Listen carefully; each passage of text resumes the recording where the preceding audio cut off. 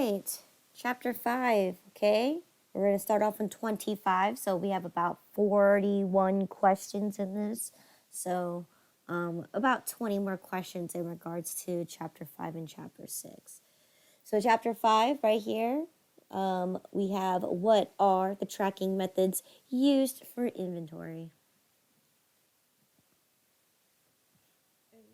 A, periodic and perpetual. Good, right? Make sure you know the difference between what periodic means and what perpetual means.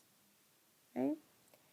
Number 26. Okay, what are the costing methods used in inventory?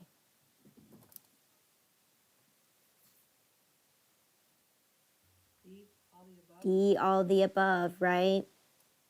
Now, you're going to notice why is perpetual, FIFO, LIFO, and moving average one of them.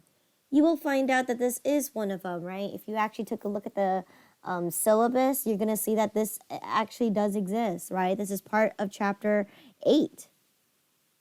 Okay? So specific ID is also one? Correct, right? If you go ahead and check out the chapter 5 section there, specific ID is one of them because if you remember, I said that specific ID is very similar to an auto repair shop, right? If a car comes in, right, you can't just expect one product to be able to fit all the cars, right? You have to, tailor it down to the specific car model, the specific year, right? The specific brand, the specific car part, right? That's a specific ID. Now, in this class, like I've mentioned before, not all of the products that we sell is going to fall under specific ID. So in this case, like I've mentioned before, I do not teach it in this class. However, it is an existing costing method. So the question was, which of the following is a costing method used in inventory, and specific ID is one of them. Okay. All right. So number 27, okay? If an auto repair shop, okay, stocks inventory based on car manufacturing model and car parts, okay, this is an example of which kind of inventory costing method. So there you go. I kind of gave you the answer there. It's specific ID, right? Because in this case, the inventory parts are specific to whatever whatever the product is. So you can't just be like, I'm gonna put a Mercedes car part on a Honda Civic, right? It won't fit. It won't work. And I know that there are, off-market car parts that could be universal, but I know that for example, they're off-market to those specific brands. They're not off-market to just universal for every single car. So in this case, that's what specific ID is. Okay. Number 28, okay, when delivery charges are made on COD, what does this mean? C, cash on delivery, okay, not currently orders discharged, not code on demand, and not crate on departure, right? Pretty close, but no, it's cash on delivery. That means when a company decides to have a third-party vendor deliver the items to the store for them, right?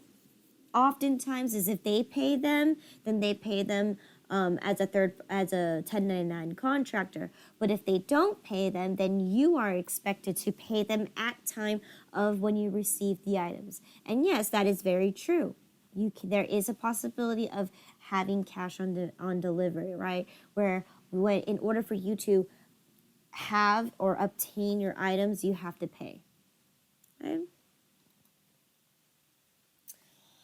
Number 29, okay? What does the definition of periodic and perpetual?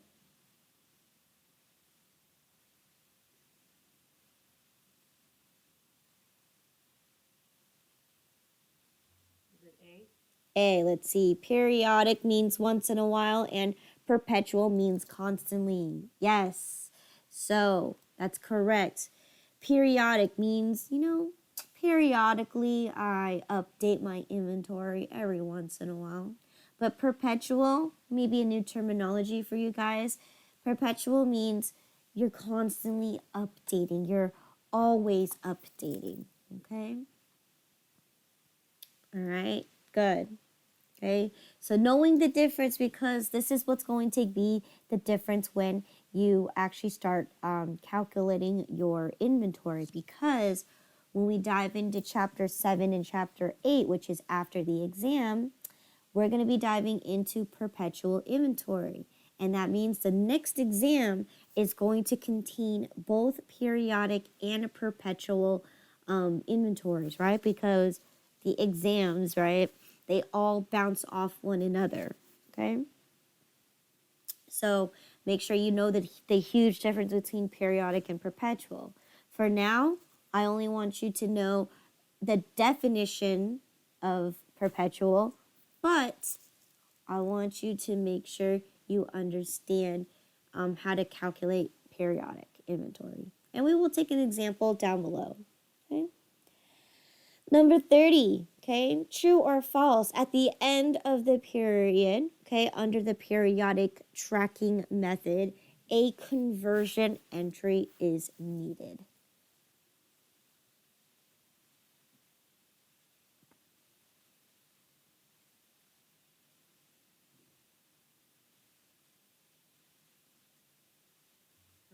This is true, right? We've been practicing conversion entries for the longest time, right? So chapter 5, right?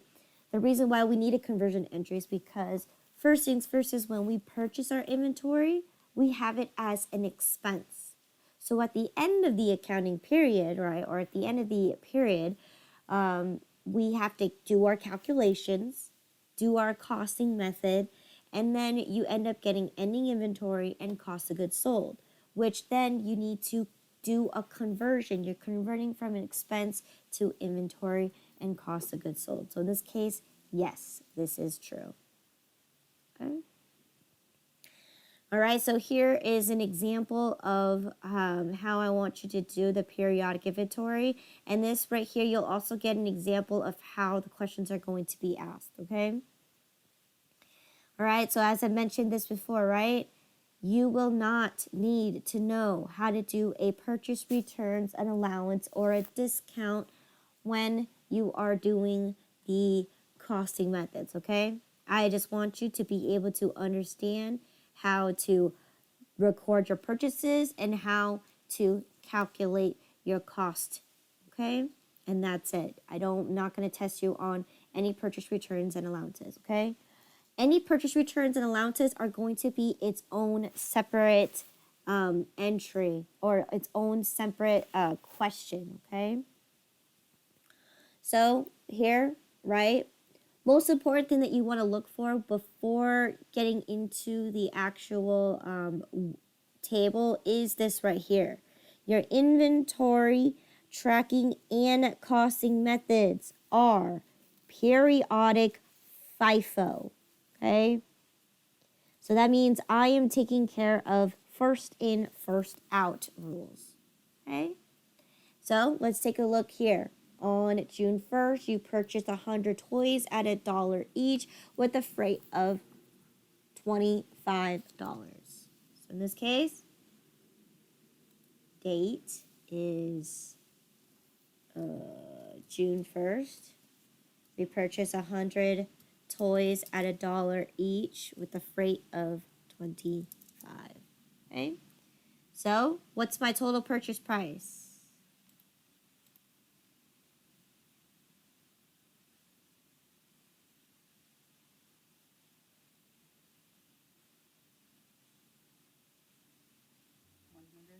$100 plus freight gives me a total cost of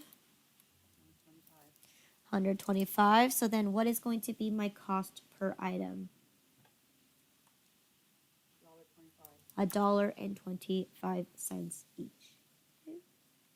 So then on June 10, you end up making another purchase of 200 toys at $1.25 each, with the freight costing you $50. Okay? So it's June 10, 200 for $1.50, or sorry, $1.25 with a freight of $50. So in this case, what's my purchase price here?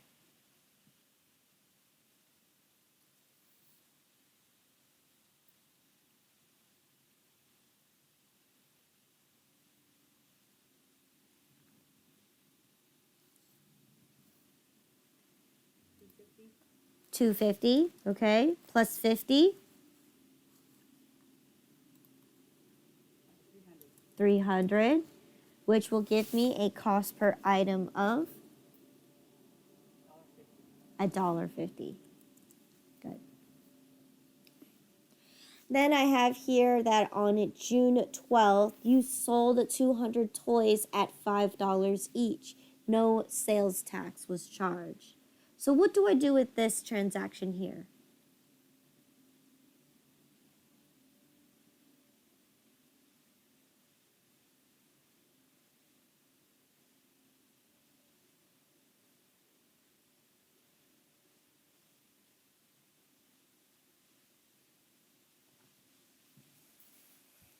Journalize it? You would journalize it, correct, but do I put it into my inventory worksheet? No. No, because we don't care about sales, right? We only care about it for perpetual inventory. In this case, we only care about it till we reach the end of the accounting period, which in this case, we're going to do it at the end of the month, okay, June 30th. So in this case, this transaction on June 12th, no, we have nothing to do with it in our inventory worksheet. Because notice this, it just says strictly purchases only. No cost of goods sold. Right? So that means we can choose to ignore it. So then on June 15, right, we end up purchasing 300 toys at $1.50 with a freight of $75.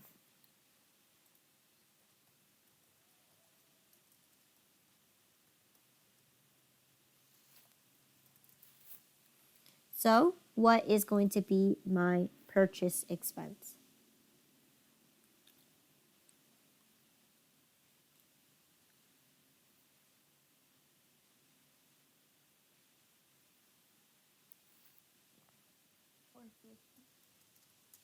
Okay, plus 75, $5.25.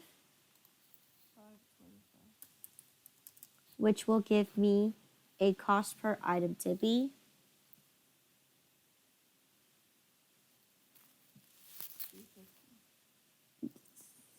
$1. No, not 350.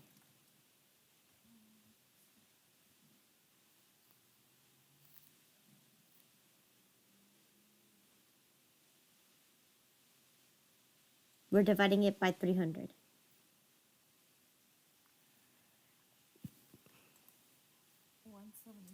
$1.75. Okay. So here on June 20th, we end up selling another 250 toys for $5 each. No sales tax was charged, like we mentioned before. We'll ignore that. Then on June 30th, you had a total of 150 toys on hand, right? So there you go. I popped it in here. Now, because I reached the end of my accounting period, right? Let's go ahead and tally up our totals. How much inventory did I purchase?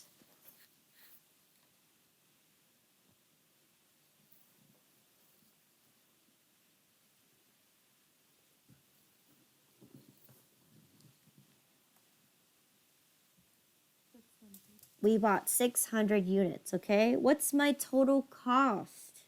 I'm sorry. What's my total purchase price? 800. What's my total freight? 150. Bringing me a grand total cost of 950. Okay. So there I have those numbers. Now in this case, I have my ending balance to be 150 units. So what's my assumption here? How many items did I sell? If I started with 600 and I have 150 left,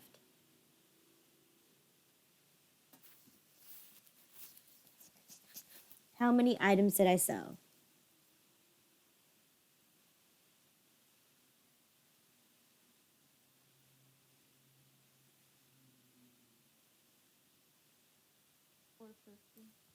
$450. 450. Okay. So in this case, right, if we're using FIFO, okay, first in, first out, we need to get to a total of 450 units. Okay? So starting from first in, first out, right? Which batch of inventory are we going to sell from first?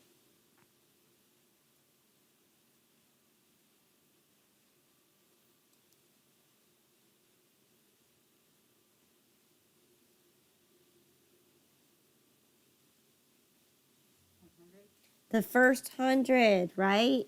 At $1.25, which gives me a total of $125. Right? So that's 100. How many more do we need to sell? Which batch of inventory would you take out from next?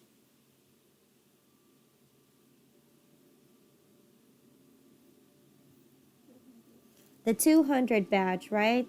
At $1.50, which we know to be a total of $300. Sorry, it's a little loud. Okay. All right. So that's a total of 300. How many more do I need to sell?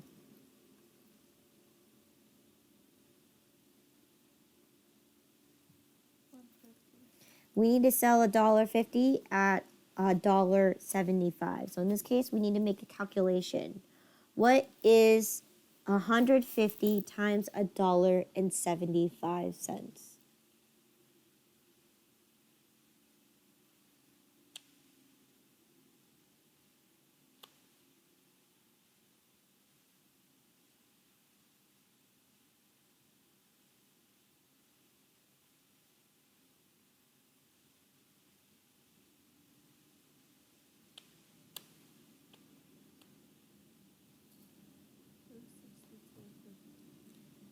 $260, $250 is not correct.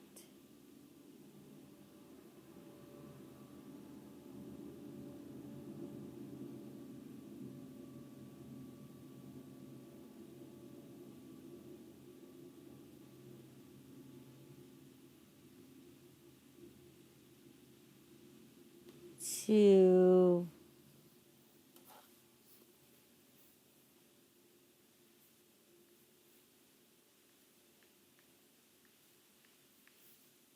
Oh wait, hold on. 260, 250 times 175 times 150. Okay, yeah, 260, 250. So in this case, let's tally up our total. So here I have a total of 450 units at a grand total of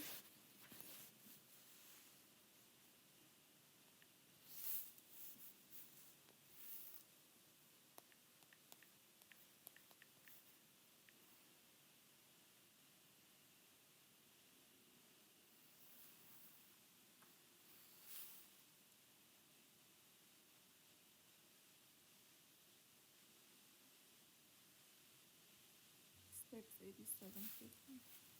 okay, all right, 687.50.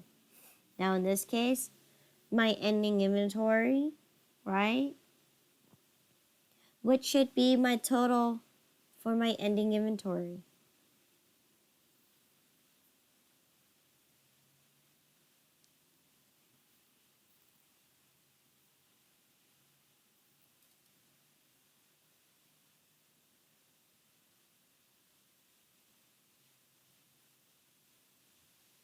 262.50. $262.50, right? You can easily take 150 times $1.50, right? Which you've $1.75, which you've already done right here, okay? Which is the 262.50. Or you could take the 950 minus the 68750 to get the 262.50. Okay? Good. Now your questions are, okay? What is the total cost of your ending inventory on hand? C. 262.50. Okay? And then number 32 says, what is the total cost of your cost of goods sold?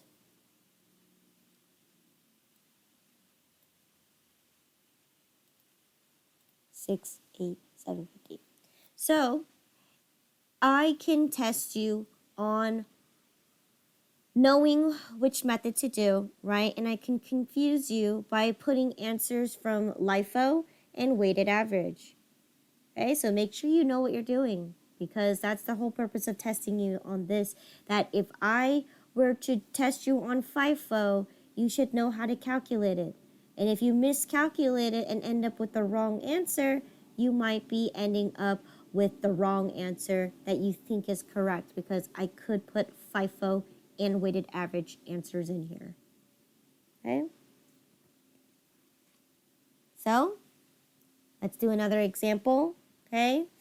This is the same exact scenario. Okay, we got June 1st making a purchase of 100 toys, right? And June 10 making a purchase of 200, and June 15 making a purchase of 300. So in this case, I'll save you some time and copy and paste from above. But the most important thing is your tracking and costing method is per periodic weighted average, okay? So here I got a weighted average, okay? Now, what does weighted average tell me? What am I needing to calculate for a weighted average?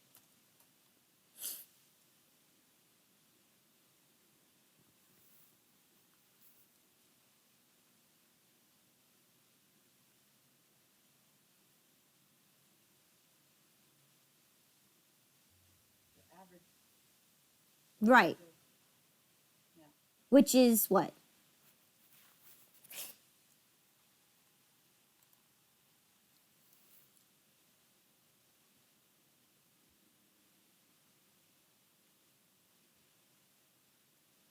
How do I solve for the average?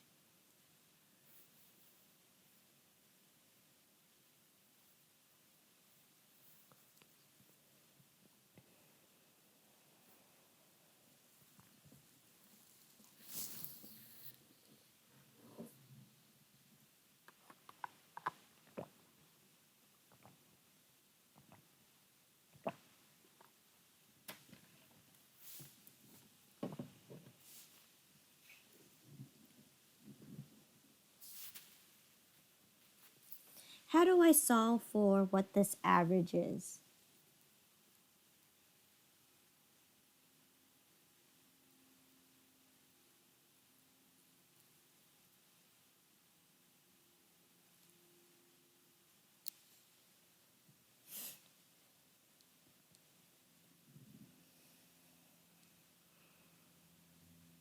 Cost of goods times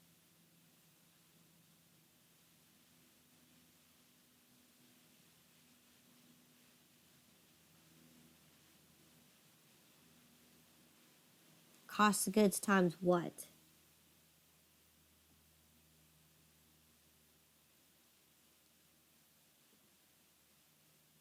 cost per item. Cost per item. Now in this case, which cost per item?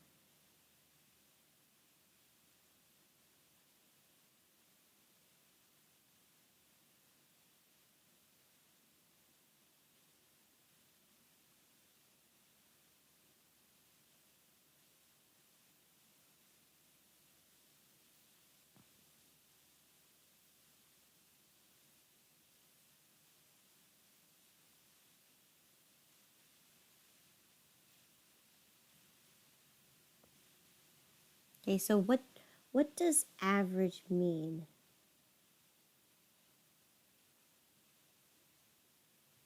Like the most cost of everything.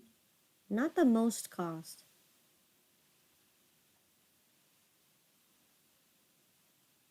The middle. The middle. Good. So in this case, we're looking for the middle cost between all three of these batches.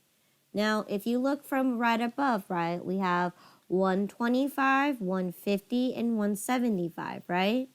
But what's a quicker way to solve for my average cost per item?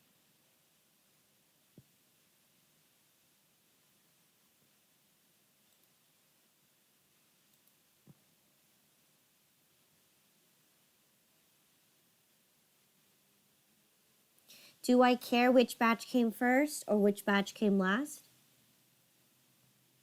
No. No. What do we care about the most?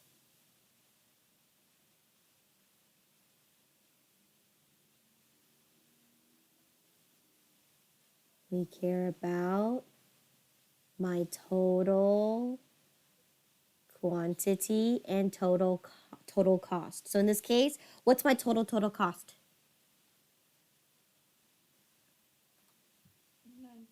950. $9.50. And we're going to spread them across my total quantity. What's my total quantity? 600. 600. So that's going to give me my average cost per item, which, let's calculate it. How much is it?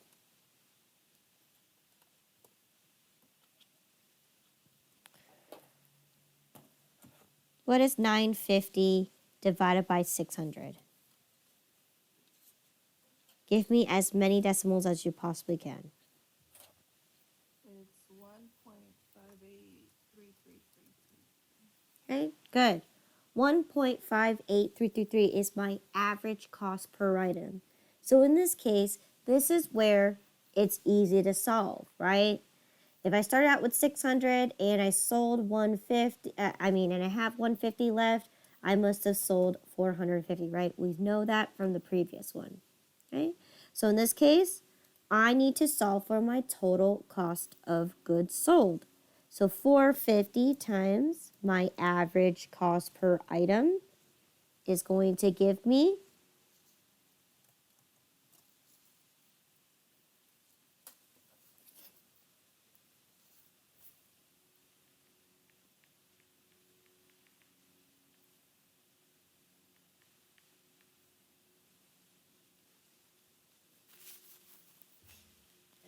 7, 12, 4, 9, 8, 5. Okay, so what does that tell me? Do I round up or round down? Up. So this case, 7, 12, 50.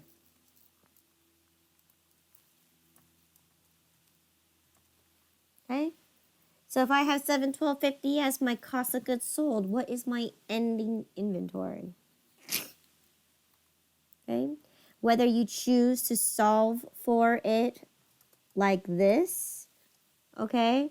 Or whether you just take your 950 minus your 71250 and you'll get what?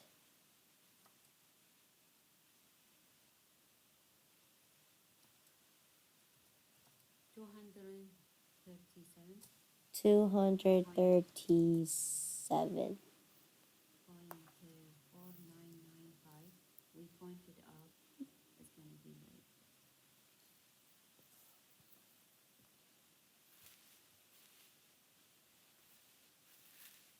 Okay? So 23750. Okay, right? If you multiplied it, then you should get the total of 237.50. Okay, so therefore, that's my ending balance, and this is my cost of goods sold. So, again, question number 33 asks, what is the total cost of your ending inventory? Which we solved to be 237.50. Okay. Number 34, okay, what is the total cost of your cost of goods sold? We solved for it. It was 7, 12, $1.50. Okay? Right? So this last one is going to say, use this table to answer questions 35 through 40. So the next 6 questions here. Okay. Same exact scenario, right? You still got the purchase of 100, and you got the purchase of 200 on the June 10, and then June 15, your purchase of 300. The only difference is this time your tracking and costing methods are periodic and it's LIFO. Okay.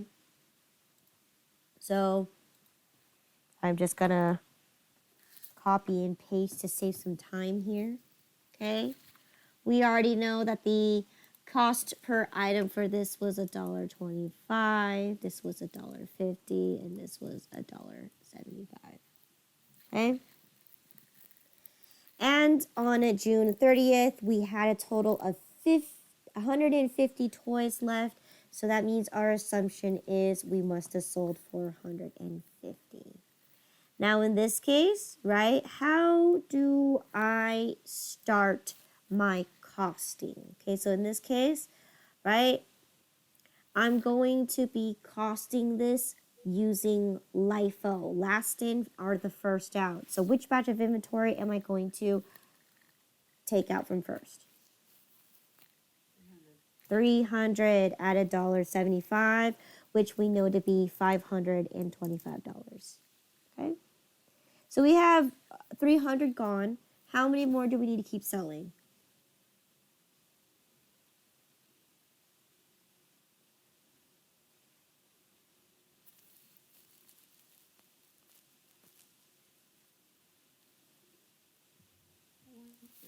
We need to sell 150 at $1.50. So in this case, let's calculate it. What is 150 times $1.50?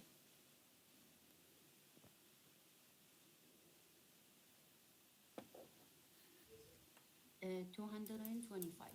Okay, so let's tally up our totals here. So this is 450, and this is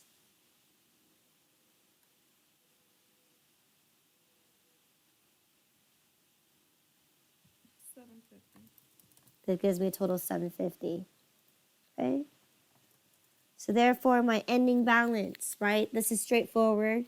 You can use your ending or your goods available, your total cost here of 950 minus 750, you'll get 200. Okay? Or you could go ahead and solve for whatever 100, right, was 125, right? Plus 50 times $1.25, which should give you 75. So therefore, 125 plus 75 gives you 200. Okay?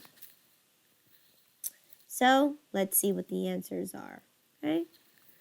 Question number 35 says, what is your total cost of your ending inventory?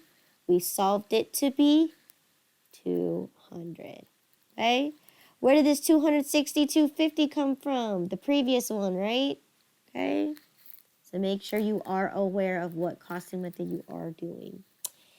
Number 36, what is the total cost of your cost of goods sold? We already solved it to be $750.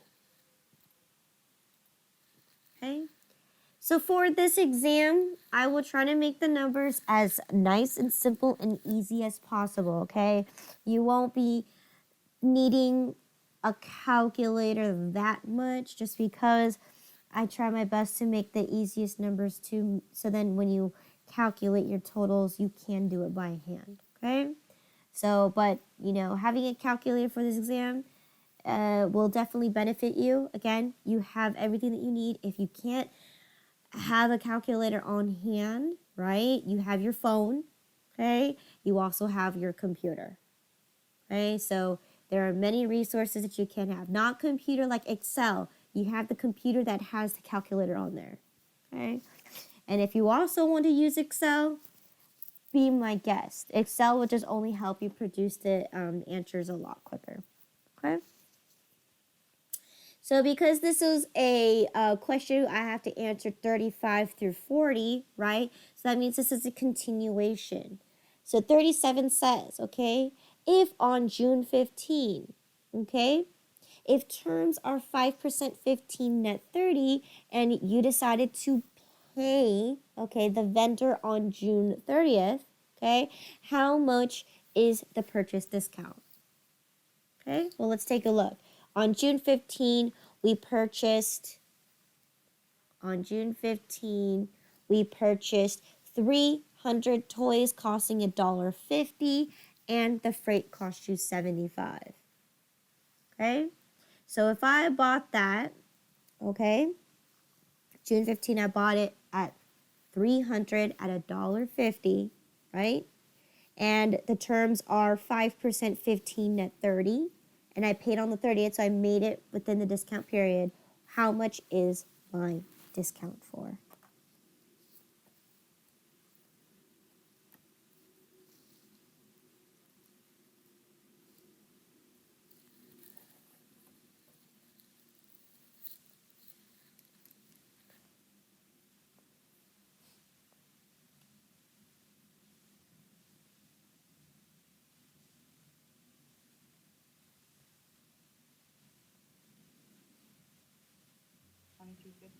$22.50. $22.50 is correct. Okay. How did I solve for that? Well, in this case, right, if I looked from above, right, we bought 300 items at $1.50, right, which yield me $450. I took the $450 and multiplied by the 5% to get me $22.50. Okay, good. Number 38, okay? If on June 15, okay, they're all separate, you found 30 broken mugs, okay, and you return the items for a full refund, what is the correct entry? So in this case, this is all separate and they're all not connected. So in this case, if I found 30 broken mugs in my inventory from June 15,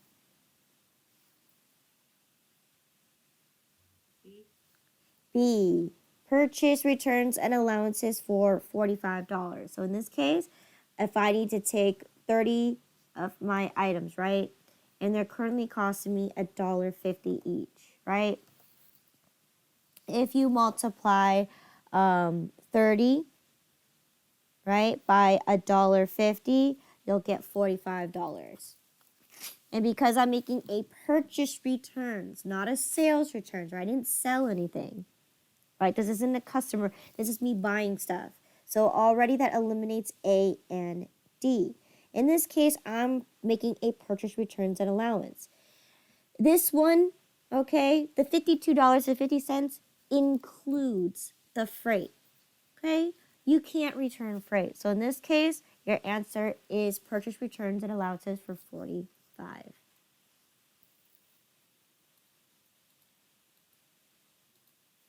Okay?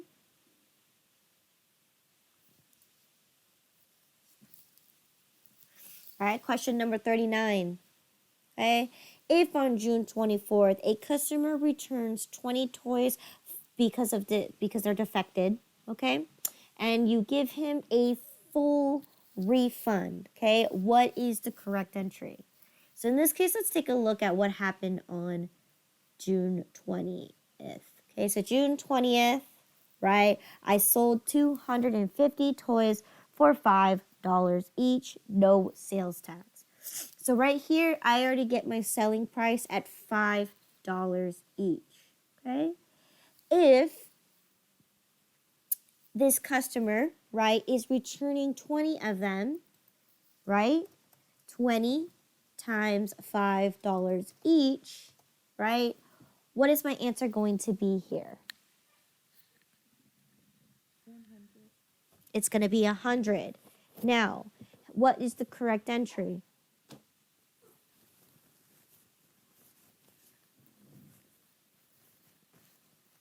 C. Letter C, purchase returns and allowances for 100?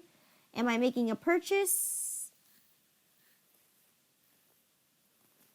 Or did I sell something? You sold something. So in this case, you don't see it. It's actually letter D right here. Okay, D says sales returns and allowances for $100. Okay. So that's why it's very important that you know it is the same thing, right? It is a return and allowance. But the difference is, who are you dealing with? Are you buying the materials or did you sell the materials? Okay. And that will determine whether it's a purchase returns or a sales returns. Okay.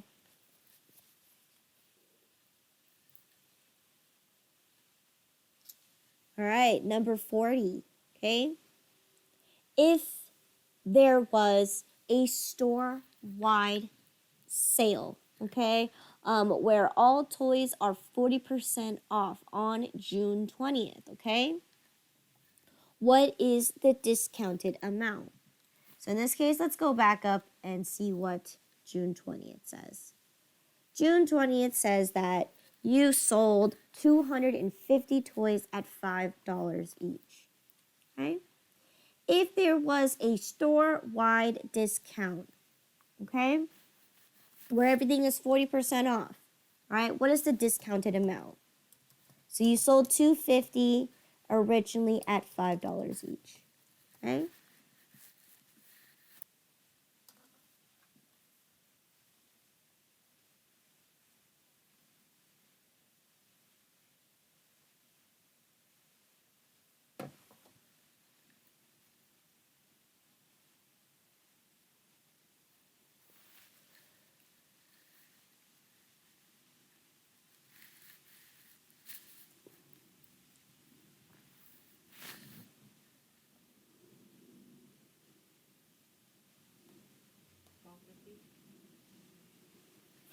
So that's $12.50. This is the entire sale, right?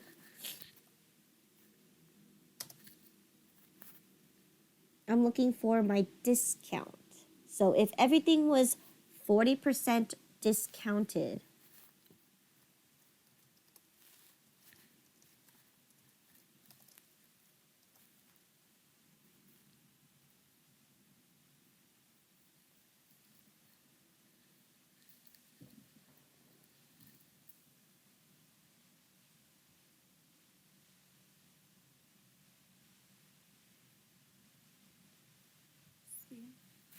C, sales discount for 500. Yes, right? 40% of 1250 gives you 500, and this is not a purchase discount, right? This is you having an in-store sale.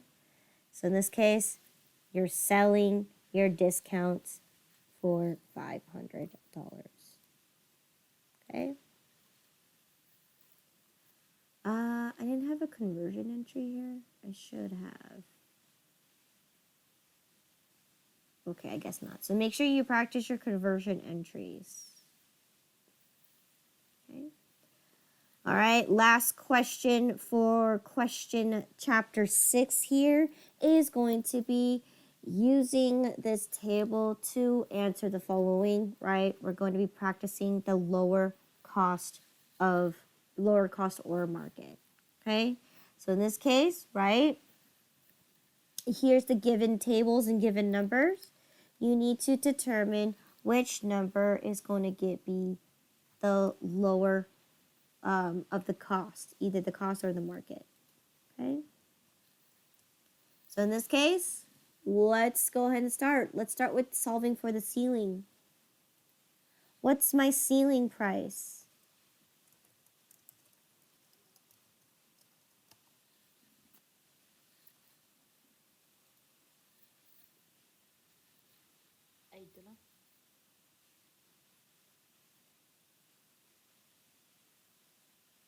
$8.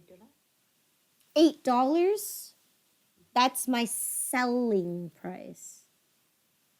Not Oh, selling the price? Okay.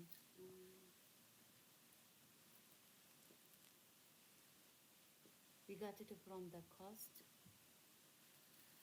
cost of what?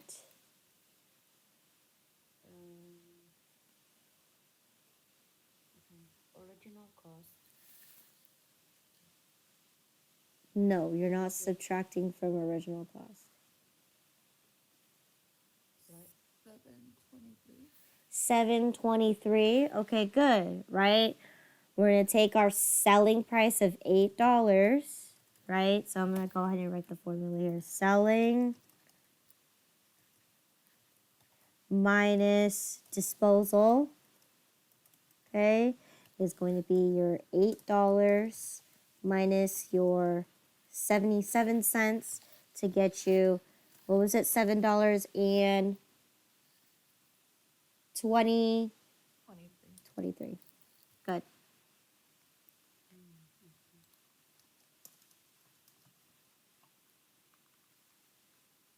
Okay. How do I solve for the floor?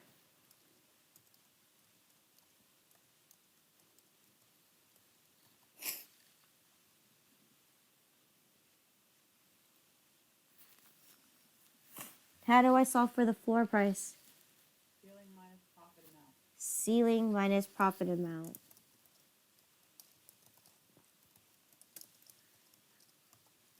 So, what's my ceiling price? $7.23 minus my profit. What's my profit? $3, 3.45. Okay, so It's gonna be 378. 3 what? 78.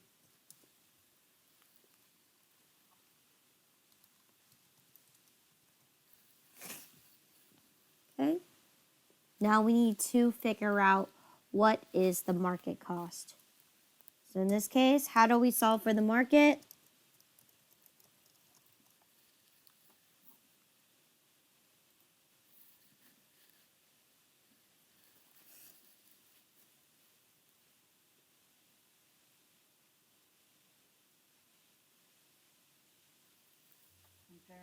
compare Compare what 3 numbers? ceiling, floor, and replacement. Ceiling, floor, replacement. So I got ceiling of 723.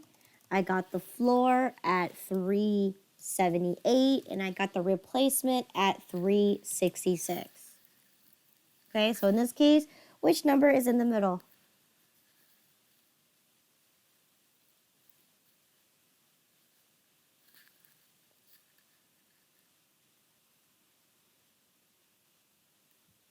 $378. 378 is in the middle. Okay, so then which one's lower? My original cost of 375 or my replacement cost at 378?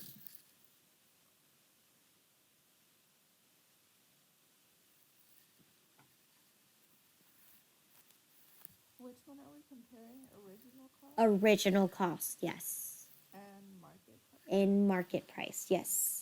So which one's lower, my original cost or my market cost? Right now, my original is 375 and my market is 378. So in this case, my original cost at 375 is going to be lower.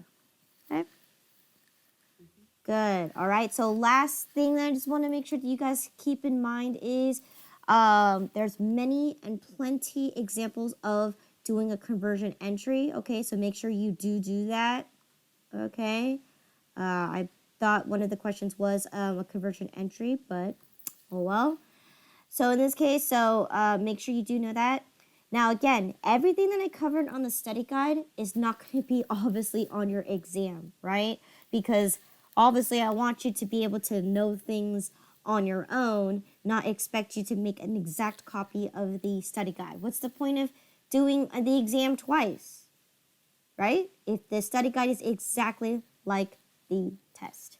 So in this case, make sure you do know what those extra things are. So I'm going to go ahead and go over real quick the review sheet for chapter 5 and chapter 6, okay? So in chapter 5, we talked about the difference between periodic and perpetual inventory, right? These are the two tracking methods, okay? All right. And then we talked about shipping, right? That's important too, like knowing which side belongs to who and who's responsible for what. Okay. This is an example of how we journalize a purchase under periodic inventory. So remember having that purchase expense, freight expense, and however you paid for it, whether it's on an account. Okay. We also talked about using the net and using the gross method. Okay. You may be tested on this. Okay. So making sure that you know what this means. So when you're given a discount, so in this case, oftentimes you'll be given some terms. Okay, if you're given some terms, then that will be your decision to either journalize net or gross method, right? Net method means you're going to take the discount immediately, where the gross method says you're going to wait till you pay and then you will get the discount later. Okay, so you have to remember terms, right? What are terms? Terms is another way of saying I will give you a discount if you pay within X amount of days. Okay, so it's a condition, right? You must meet this condition for you to be able to obtain this discount. Okay. We also talked about returns and allowances. Okay. So again, returns is if you get a full refund, right? You would refund the total amount, but if you're looking at purchases, right, you can only refund the actual costing price. Okay, you can't include freight. All right, same thing with an allowance. An allowance is where you only return a portion of the money. Okay. So the difference between the like what we had a question. I was like confused between them. Uh, how do we like make sure we choose the right when it's allowance and return? They're both the same thing. But like, could you explain more about allowance? Well, a sales return is where you get the whole money back. For example, they want a full refund, you give them the full refund. This is allowance. That is a refund. That's a return.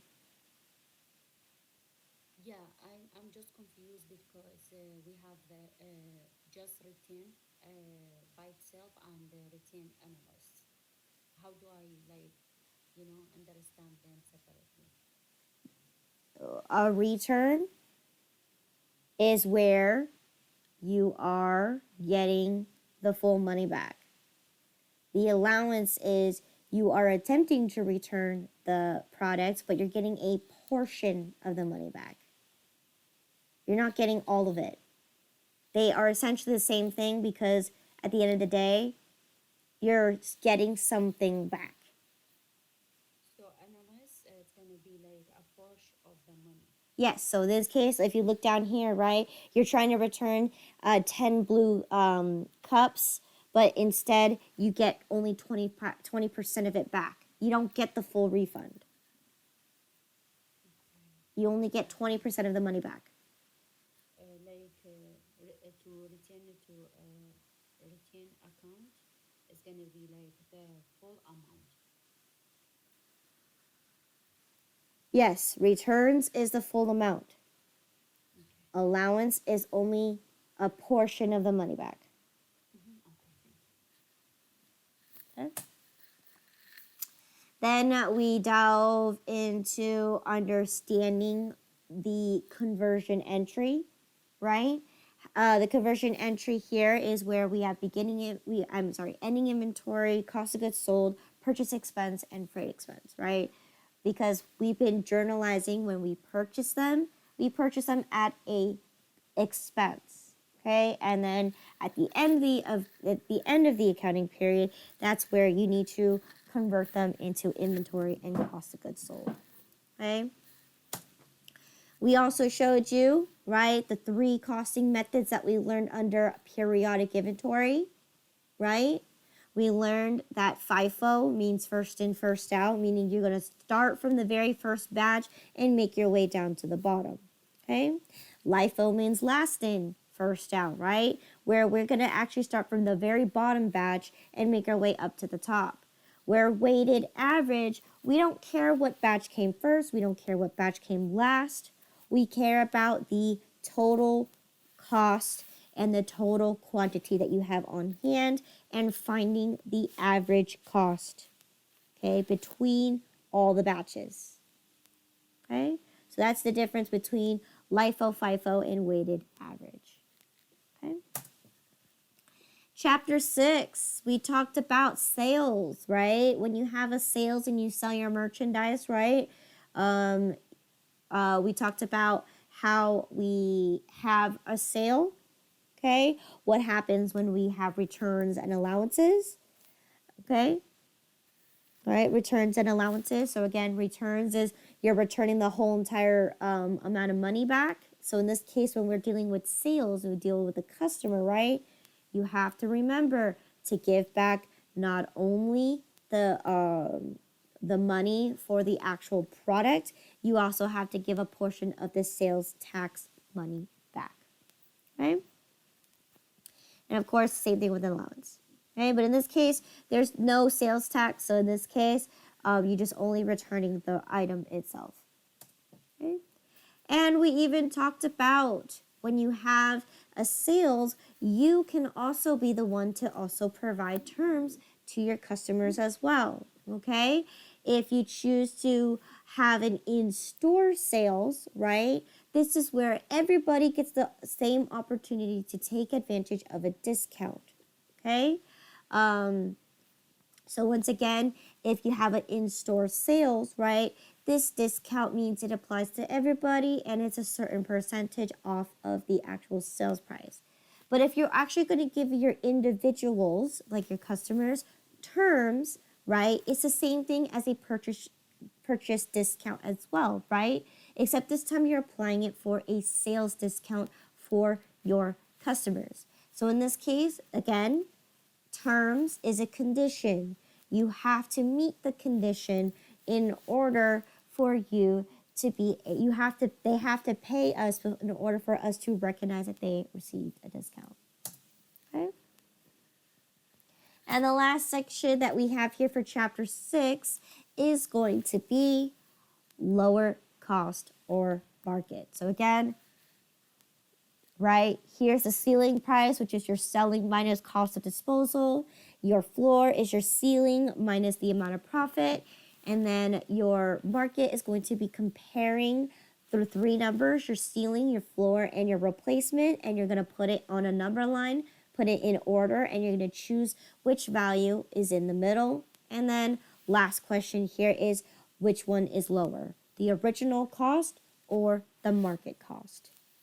Okay? Straightforward. Okay? And that is it for chapter 6. Okay? All right. Any questions in regards to chapter 5 and 6 or anything on the study guide?